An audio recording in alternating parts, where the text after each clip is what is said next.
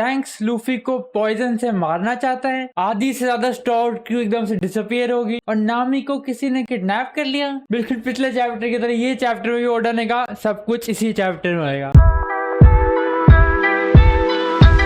Chapter start होता है उस कैरेक्टर से जो यूजुअली हमें पहले तो 500 या 600 चैप्टर में एक बार देखने को मिलता था, लेकिन जब से फाइनल सागा स्टार्ट हुई है ये ओडा ने कहा था कि जब ये कैरेक्टर तुम्हें बार बार देखने लग जाए मतलब समझ जाओ वन पीस खत्म होने वाला है। जी हाँ, ये चैप्टर स्टार्ट होता है शैंक्स और बार्थोलोमेओ की क्रू से, वो आपस में लड़ रहे हैं। अब हमें फाइट स्पॉइलर के थ्रू नहीं पता कि कितनी बड़ी फाइट थी या क्या दिखाया फाइट में, इतना पता है वो लड़े और एज एक्सपेक्टेड शैंक्स जीत गया। लेकिन मुझे एक चीज क्या है, वो जो उसका बैरियर था शैंक्स ने वो कैसे तोड़ा, क्योंकि वो तो इनडिस्ट्रक्टेबल था ना, मतलब उसको तोड़ ही नहीं सकते थे। तो वो तो हमें नहीं बताया कि शैंक्स ने कैसे हराया उसको।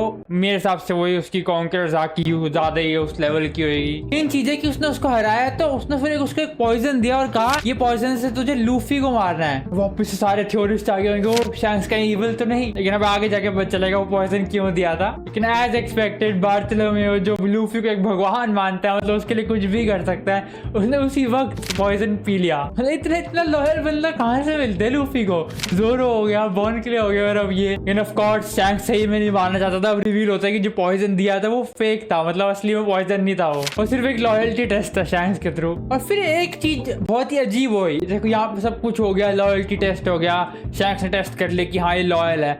फिर जो है शैंक्स की क्रू जब बार्थोलोमेओ की क्रू जा रही होती है तो जो यासोप है वो उनको शूट करके उनकी शिप तोड़ देता है। मतलब भाई क्यों करना है ये, लेकिन मुझे नहीं पता इसका रीजन। मेरे हिसाब ये है कि तुमने हमसे पंगा लिया तो ऑब्वियसली उसका कुछ तो होएगा इंजाम, ऐसे कोई भी आके पंगा नहीं ले सकते, ये दिखाना चाह रहे हैं। जैसे किड के में हमने देखा था, किड को उसने हरा तो दिया था, लेकिन उसने मेक श्योर करा कि बाहर तक न्यूज फैले कि हमसे अगर पंगा लोगे तो ये होएगा, ताकि ऐसे लोग आते ना रहे ना। फिर हम चलते हैं हाचिनोसु पे। अगर तुम्हें हाचिनोसु नहीं पता वो है ब्लैक बीयर्ड का आइलैंड, और हम देखते हैं ब्लैक बीयर्ड पिजारू जो आइलैंड फ्रूट था जिसका, उस पर गुस्सा है कि तुमने कोबी को जान दिया, लेकिन साथ साथ वो खुश भी और वो कंग्रेचुलेट करता है क्योंकि कोबी को तो जाने नहीं है, लेकिन उससे भी बड़ा रिवॉर्ड मिल सकता है जिसके मतलब गवर्नमेंट को और ज्यादा वैल्यू है। वो एक गार्ड, उसने उसको कैप्चर कर लिया। मेरे को अभी भी लगता है कुछ सीक्रेट मिशन या कुछ किसी के साथ इन्वॉल्व है या कुछ तो है गोजान का, भाई वो बात किसी और दिन कहेंगे, आगे बढ़ते हैं। फिर वही इस चैप्टर की मेन चीज याद है, स्टार गेट से निकल गए थे सेफली, सब कुछ सही हो गया था। फिर एकदम से 2 दिन बाद कहीं से उनकी जो शिप है एकदम से डिसअपियर हो जाती है, और उस शिप पे 6 लोग थे, लूफी,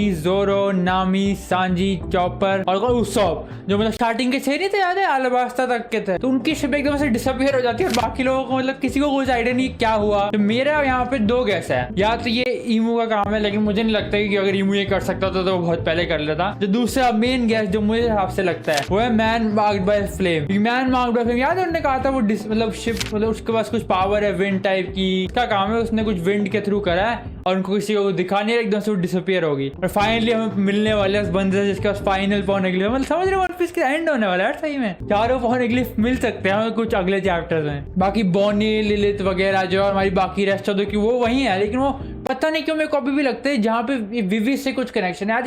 यही 6 स्टोर थे अलाबास्ता तक, और विवी से जब हम मिले थे मतलब कुछ रिलेशन है मेरे हिसाब से विवी से, जो इन्हीं 6 को लेके गए हैं। और फाइनली हम एंड में देखते हैं नामी किसी स्ट्रेंज रूम में। अब हमारे पास रॉस तो आया नहीं है अभी, तो हमें नहीं पता रूम कैसा है, अगर क्या पता उस रूम से क्लियर हो रहा हो ईमू का रूम है, कोई एक रूम में है, वहां पे नामी मोस्ट प्रोबेबली किडनैप वगैरह हो गई है। और हमें ये नहीं दिखाया कि वो सारे एक ही जगह पे गए या फिर अलग अलग जगह गए। अलग अलग गए तो ये बहुत ज्यादा इंटरेस्टिंग होगी स्टोरी के इस टाइम पे, क्रू डिवाइड होगी जैसे पहले हुई थी, तो बहुत ही मतलब कैसे मिलेंगे वापस से, कौन कहाँ गया है वो सब हमें पता चलेगा आगे। और यही था अभी तक ब्रीफ स्पॉयलर्स में इतना ही आया है। बाकी अगर कुछ और इंपॉर्टेंट सा आया फुल चैप्टर आने के बाद तो हम वीडियो जरूर बनाऊंगा। अगर तुम्हें वीडियो अच्छी लगी सब्सक्राइब वगैरह कर लेना।